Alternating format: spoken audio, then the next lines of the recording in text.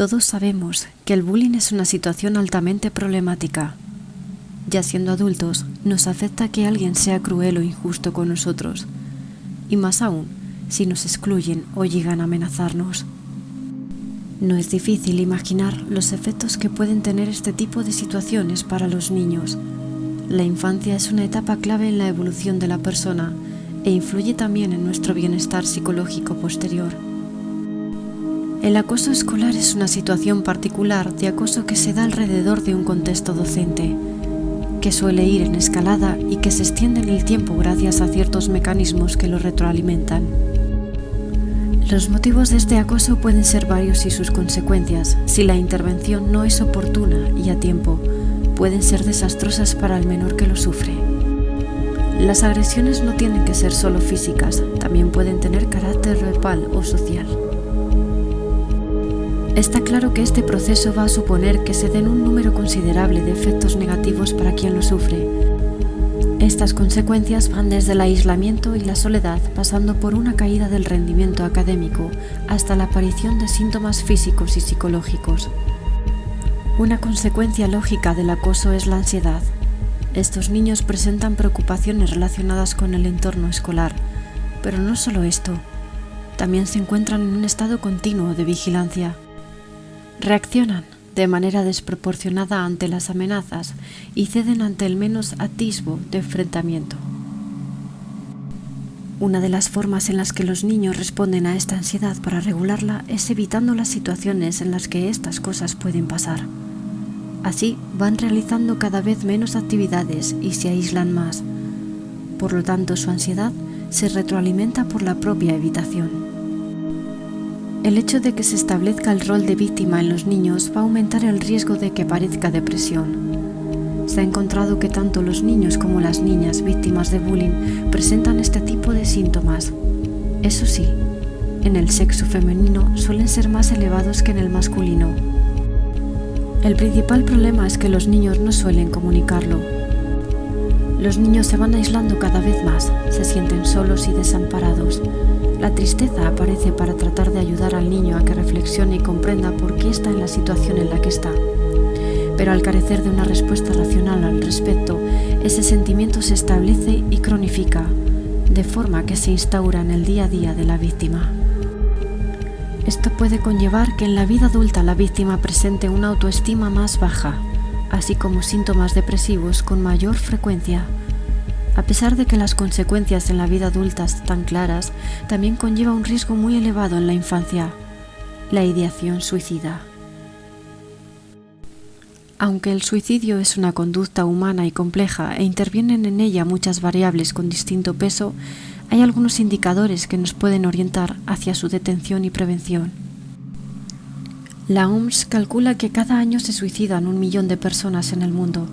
Al mismo tiempo, es una de las 3 principales causas de muerte en adolescentes y adultos jóvenes, y la 10ª en la población general, habiendo aumentado su tasa en los últimos 50 años el 60%. Existen varias creencias erróneas que a continuación veremos. La persona que se quiere matar no lo dice. De cada 10 personas que se suicidan, 9 dijeron claramente sus propósitos y la otra dejó entrever sus intenciones. La persona que lo dice no lo hace. Toda persona que se suicida expresó con palabras amenazas, gestos o cambios de conducta lo que ocurría. Las personas que intentan el suicidio no desean morir, solo hacen el alarde. Aunque no todas las personas que intentan el suicidio desean morir, es un error decir esto, pues son personas a las cuales les han fracasado sus mecanismos útiles de adaptación y no encuentran alternativas, excepto el atentar contra su vida. Si de verdad se hubiera querido matar, se hubiera tirado delante de un tren. Toda persona con riesgo suicida se encuentra en una situación ambivalente, es decir, con deseos de morir y de vivir. El método elegido para el suicidio no refleja los deseos de morir de quien lo utiliza, y proporcionarle otro de mayor letalidad es calificado como un delito de auxilio al suicida. La persona que se repone de una crisis suicida no corre peligro alguno de recaer. Casi la mitad de las personas que atravesaron por una crisis suicida y consumaron el suicidio lo llevaron a cabo durante los 3 primeros meses tras la crisis emocional, cuando todos creían que el peligro había pasado. La persona que intenta el suicidio estará en ese peligro toda la vida.